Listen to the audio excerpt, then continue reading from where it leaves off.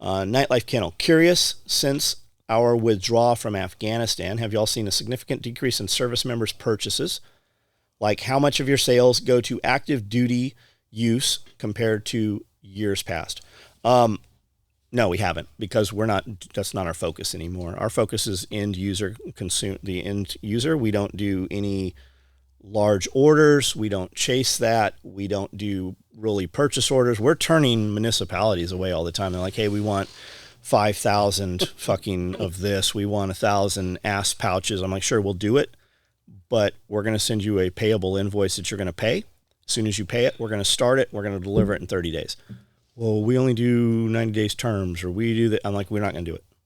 Like even my shipping company now, right? We buy Cordura. We've bought Cordura from the manufacturer, the person that makes the shit, right?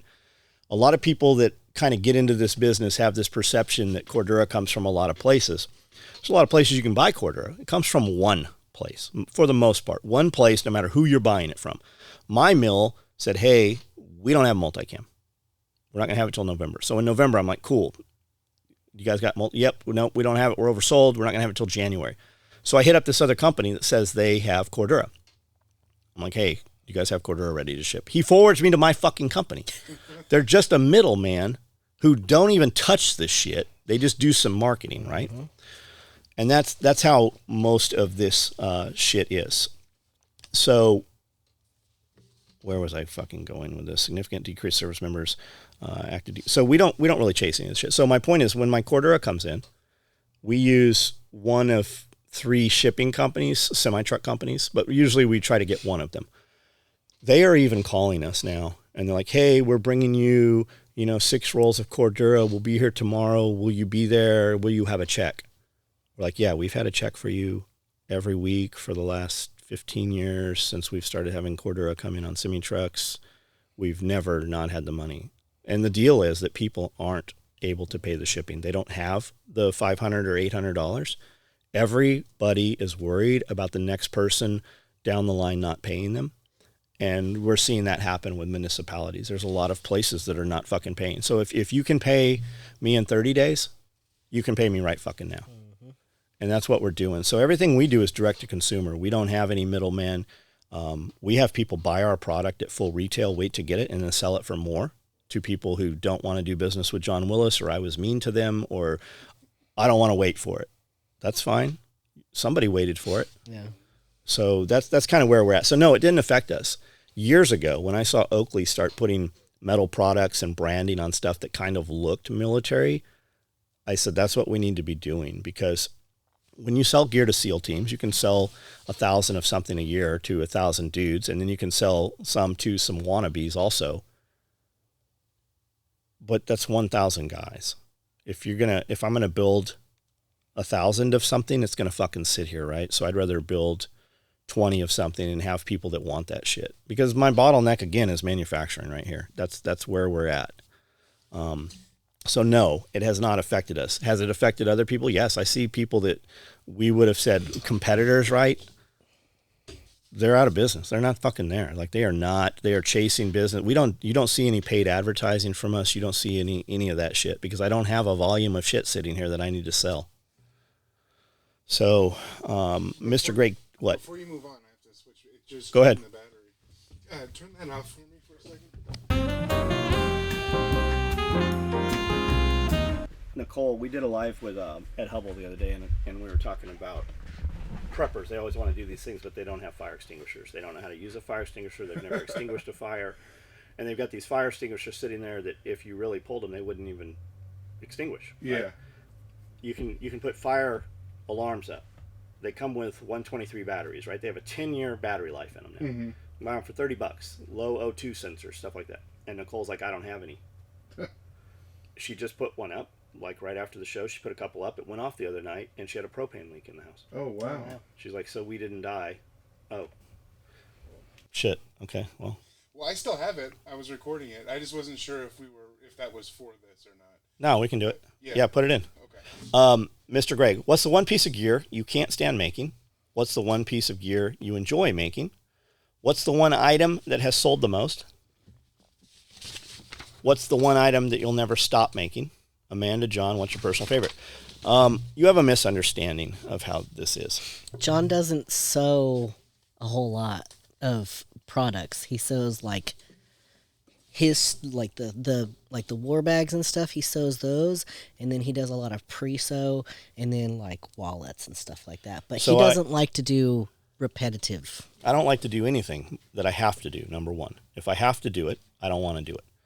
That's why people are like, how much to do this thing? I literally give them a price that I think they won't pay, and then they pay it, and I'm like, fuck. I should have charged more. And I mean, I charge like a lot. Like, you're going to pay me $1,000 to sit down on a sewing machine. Sounds crazy.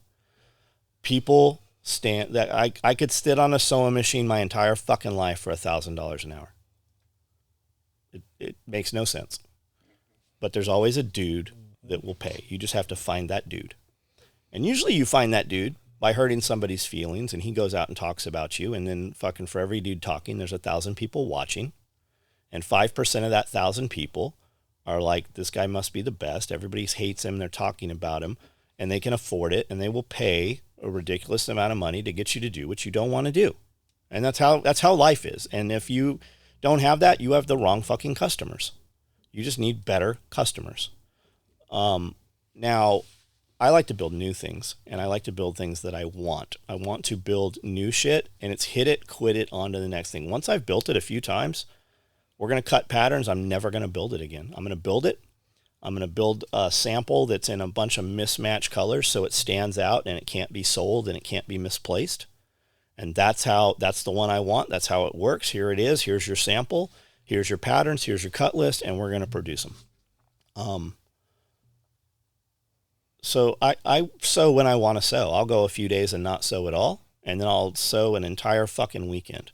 A lot of times when I'm there doing nothing really, I sit on a sewing machine and just sew stuff, and I'm just listening to content. If I'm going to just listen to and consume content or listen to a video, I was listening to videos last night about some chicken row houses and some stuff Curtis Stone was doing, no-till gardening. I listened to a lot of production farming, small-scale farming stuff. I'll sit on a sewing machine and just pre-sew stuff. And that's going to change the course of the day, right? If my guy comes in and there's nothing on the table, I'm going to spend 2 hours last night sewing 15, 20 different things that if I put out to production, they're going to give it to my slower people. And I'm going to pay those people an entire day's worth of work to build one of those items, like 12 pieces or whatever. I'm going to sew all the pre-sew. 80, 90% of the work's going to be done on 6 batches of that work. They're going to give it to them, and I'm going to be like, hey, these are 5 minutes a piece to finish these. There's 10 in this box. That means by breakfast, you're going to, at 8 o'clock, by 9 o'clock, you should have this done. And there's 5 of these boxes. So by noon, you should have, so accountability. And lo and behold, they'll have that shit done. And that's all stuff I don't have to think about. I can do it while talking to people on a live. I can do it while consuming content. That's a lot of what I sew. My time is very mismanaged doing that because I can make a lot more money per hour on the sewing machine, but it's just relaxing. I can do that, not think anything of it, consume the content, pay attention to this, get this done.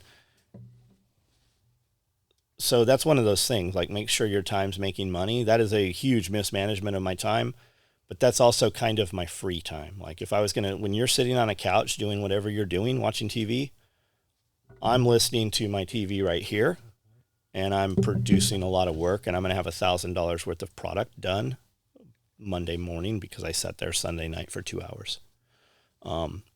It's time I would have sat and done nothing with, most likely. So as far as products we'll never stop making, I don't know, it can change. I've been surprised. We have products that we make, people still order that we should not be making. We should just turn them off. Belts and slings. We'll probably always build belts and slings. We can always sell micro rigs. Bag. I don't know, man. Like if we're building it, fucking people are fucking buying it for the most part. I think the belt it serves a lot of purposes because not only is it a great belt, like I didn't know that my belts didn't work until I put on an SOE belt. Yeah. But I don't know how much they are, $60, $70, something like that. 65, 75. Yeah. that's something that's doable.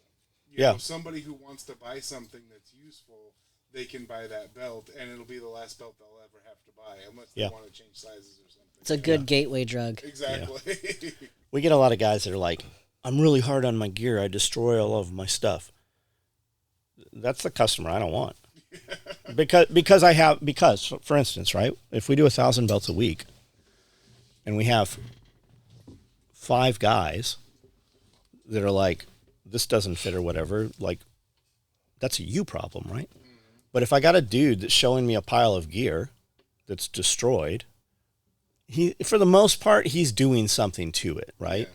He's not, I'm not looking for a dude that's out breaking a belt or fucking crawling like I low crawl everywhere, bro. It's part of my workout. I crawl through gravel and it just eats this aluminum buckle up. Well, you're going to destroy the same buckle on my belt you're destroying somewhere else. Like, yeah, I'm probably not the place for you. Yeah. But you got a lifetime warranty. Yeah, but I don't want to have to replace your shit because you broke your shit every month, right? Because I have literally 4,000 other dudes who are like, hey, I've had this belt for 20 years.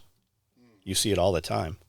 That's not the customer you want. You have to know what customer you want. And I know that's not what you asked, but that was in my head. If anybody ever finds themselves here, look at the display case by the front door. There's gear in there that has been to war. Mm-hmm. It's covered in paint, and it still seems to work just like... Has been to war over a period of 20 years. Yeah. With 12 different trigger pullers. Mm-hmm.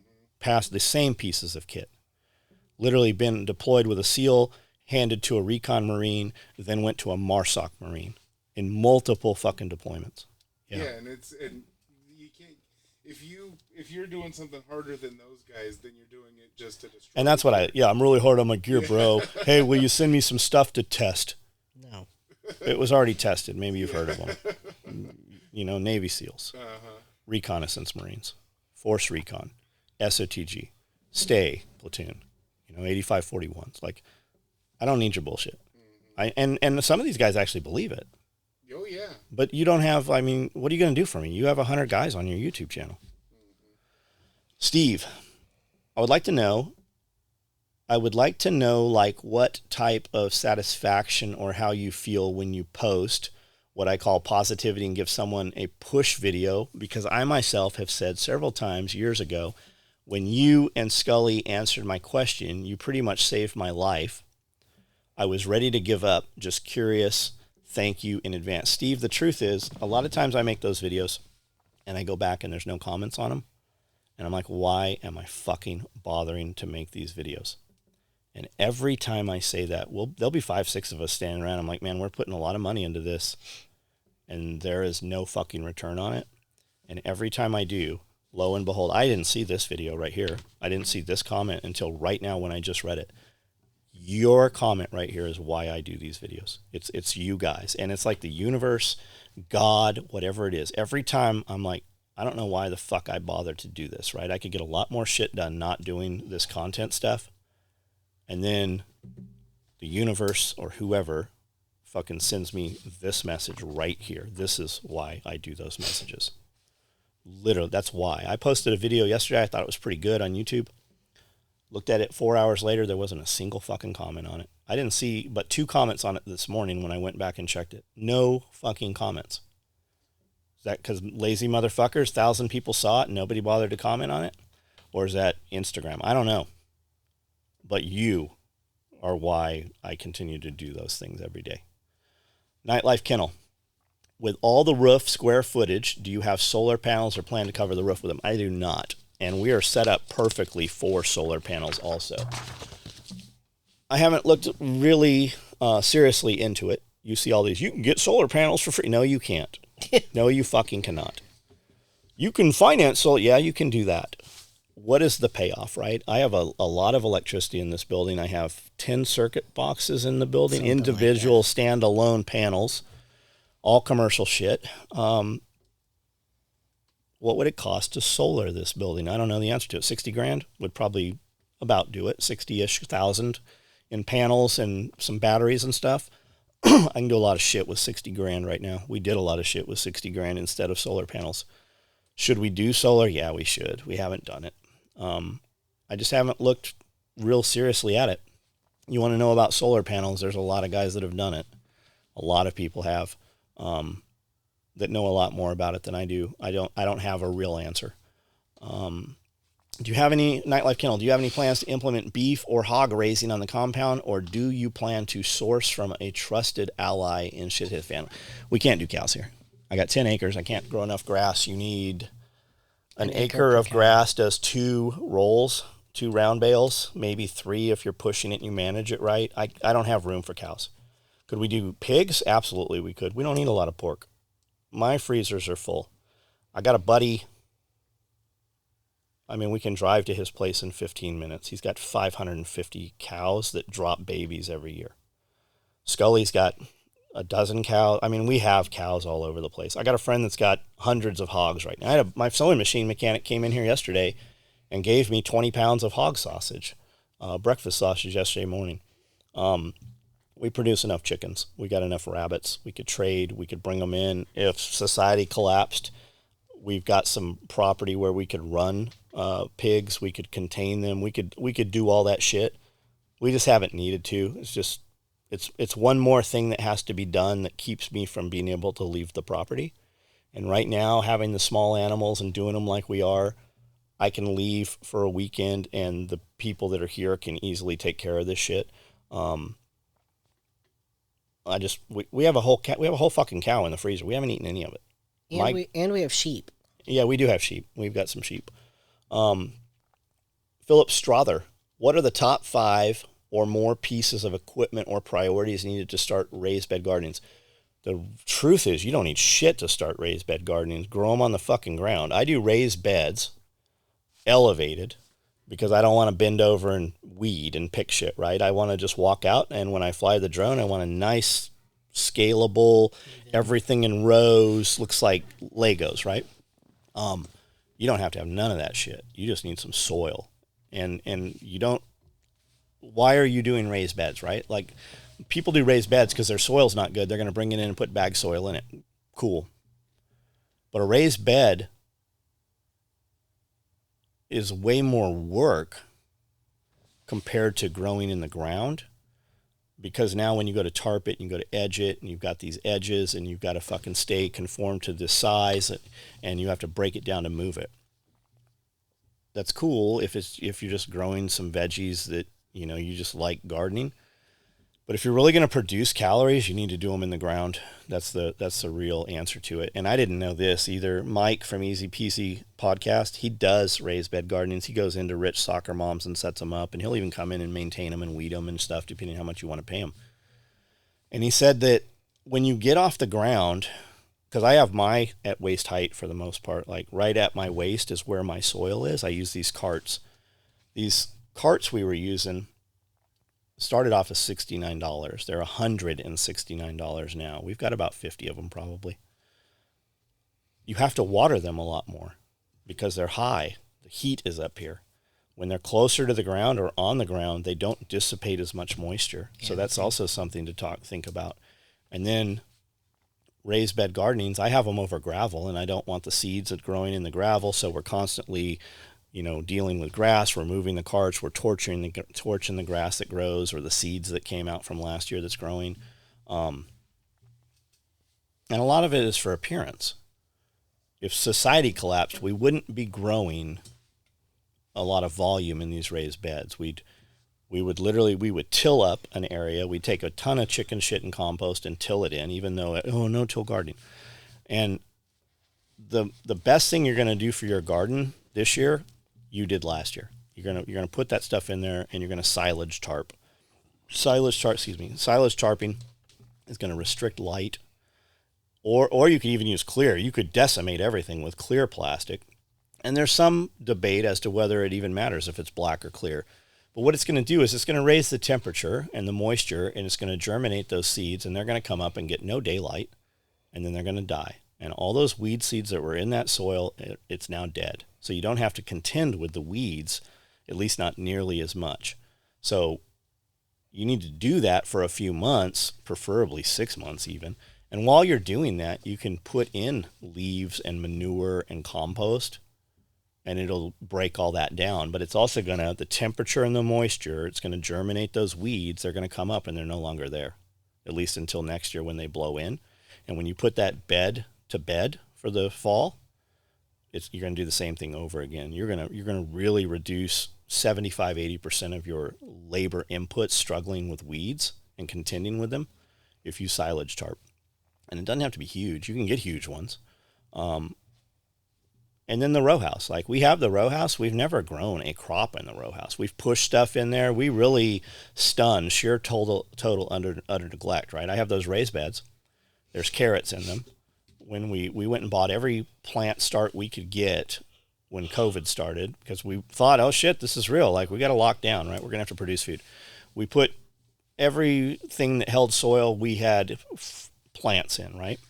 And then when the winter came, we took and rolled them into the greenhouse and then ceased watering them because we didn't need the crop. We had stocked up so much food. We were good no matter what happened. And what I found was when we closed the greenhouse up during the day, it was warm and it had so much humidity and it was raining. And it continued to rain most on those plants and watered those plants. It self-watered those plants for the most part. And those plants continued to grow. And then when they finally died out, they went to seed and they sprouted back. I have carrots in beds right now that have been in those beds literally since the first time you heard fucking COVID. What's that, 3.5 years ago, probably? 2020. We put carrots and beets in these beds. They sprouted and died and sprouted and died. I still have carrots right now growing out there right now from that original seed. I have everywhere those plants have been. I have carrots growing in the gravel out here right now. I have onions growing right now. The cold just killed a lot of those onions. They're like snap dead. The bulbs are still in there. They're going to grow back. So that's the answer. And then you'll hear people too like, oh my God, Miracle Grow soil. There's Miracle Grow soil in every one of those fucking beds out there. You'll grow great the first time. If you've never gardened, it'll work well for you. The next year it'll work less, and the next year it won't work at all because you've sucked all the nutrients out of there. And then the real nutrient that's in there, it's urea. It's piss. So that's why you should have rabbits. You should have rabbits because rabbits make rabbit shit. And you can take that rabbit shit and put it right on your beds, and you can, every time you water, it passes through there. Or you could supercharge it. You could take that rabbit shit and put it in a 55-gallon drum and let it steep in the sun for a month or two, and then you could use that. Or you could turbocharge that supercharged, and you could aerate it and have bubblers down inside, and you could do it faster, and it would be way better. You can also use you can use biochar, right? You can make charcoal. Look into that. It's not just burning wood. There's a little more to it. But biochar basically makes this porous charcoal, and then you need to charge it with something. You need to take that biochar and you need to inoculate it with good microbes and biomes and stuff. And it's like little tiny condominiums for good bacteria and good stuff for your bed. You can put that in there. And then when you're done with it, when you're going to put it to bed, you can cover crop it too. You can grow something that will infuse nitrogen in there. That could be clover or daikon rat. It could be a lot of different things that will break the soil up. And there's just 1,000 ways to do it. Just pick one. If you haven't gardened, just go start gardening, right? You don't have to build beds. If it's important to you that you're going to have beds, do that. The other thing we did when COVID first started, we went and bought a bundle of 2x4s. We bought a bundle of 2x6s, 2x8s, 2x10s, and 2x12s. I bought about $4,000 worth of lumber. It almost filled a shipping container up because we were going to build raised beds. Yep. And we did build some raised beds, but I knew we were going to need wood. We were going to expand our farming. We were going to expand our meat production. And that was something I didn't know wood was going to go up as high as it did. Like, for instance, when we started sheeting the garage inside, we had corrugated steel up in the garage, and it was just ugly. And I wanted to do camo. We took 4x8 sheets of plywood and wrapped them in multicam black camouflage, Cordura. The first pieces of plywood we bought, and we bought maybe 50 of them, they were $15 a piece. That did one wall. When we got to the other wall, they were $35 a piece. That's the short wall where the roll-up door in the garage is. When we did the other long wall, they were $65 a sheet for the same fucking wood. It's actually lower quality. Then we found a sawmill. We built some outhouses. Why are we doing outhouses? because maybe this is real, right? Because we're going to shit in buckets, we're going to cover it up with fucking wood chips, and we're going to just throw it in the dumpster. But if we need to, we're going to do a compost pile. We're going to learn how to dispose of this ourselves. Because what happens if one of the septics goes down? What if this is real, right? So we built 2 outhouses. We don't really use them. We have used them. I use them when I'm up on the hill and don't want to come down. I have composting toilets in there and shit. But they're big. These outhouses are 6x6. They're like huge. tons of storage room out of the weather, right? So multi-purpose, they're there. We have solar lights on them, bug spray. Okay, we haven't used this in 6 months. I opened one up the other day. There was snow inside it because it just kind of came through the cracks. It blows right there by the trees. So what's the solution? Okay, we're going to take the commercial toilet paper and we're going to put it in big Ziploc bags now, right? We just learned some things. But if we needed to move that to the edge of the property and use that as a guard shack or something, we have them built, right? We know how to move them. We know what we can move them with, what we can't. Like, it's just practice, right? And that's the raised bed gardening thing. There's really no wrong answer to how to grow food. And most of the people telling you what you should not do, if you look at their pictures, they're not doing any of what they're giving you advice on. I know that's not really what you were looking for, but it's so easy. And what works for you right now, it might not work next year.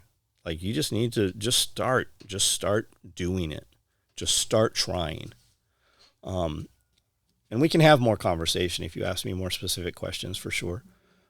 Kenneth Wilcox, do you ever feel limited by 10 acres, and in what way?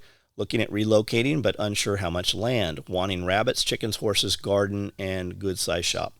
Yes. I answered that earlier in this podcast, pretty in depth, I think. But Kenneth Wilcox, I don't know your financial situation or what that looks like, but this could very easily be, well, I haven't moved because I can't afford enough property. If I was still in San Diego, we wouldn't be doing anything that we're doing on the scale we're doing. It was leaving that allowed us to do it. Get on the ground. There's tons of property here for sale that you can't go online and find.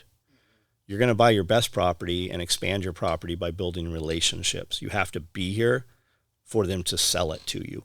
And if you're in California, I need to leave California, but I haven't left because I can't buy more than 10 acres because I want a big shop. That's all horseshit. And I don't know that is the situation, but do not let that be the situation. Wanting rabbits, chickens. You can have rabbits and chickens right now wherever the fuck you are. You could do it. If you really wanted to do it, you could do it. Horses? No. Could I have horses here? Yes. One. Should I have horses here? No. No, I don't want horses here because I can't grow grass. That's an input I have to bring in. So be aware of that, man. And if you can afford it, buy way more fucking property than you think you need. When we moved into this building at 10,000 square feet, we're like, we're never going to fill this up. We had this motherfucker filled up. We had it filled up in 6 months. I knew better. And we added 6,000 feet upstairs. We have 16,000 feet in here. You will always use, like, it's good to have, right? We're on 10 acres. There's woods on both sides till somebody fucking cuts it down. We don't have any control over that. You don't have any fucking control. And we're out rural, right? Nobody's going to come in here because there's nothing here. Now, what about in 10 years, right? What if they rezone it or somebody gets it, something happens, right? Nobody's coming to Camden because we're so impoverished. But what if something happens where that's not the case anymore? That 10 acres instead of 100 acres is a great buffer, right? So just be aware of that shit. Like when we moved in, there was trees all on the hill. You couldn't hear shit up in here. You couldn't see anything up here.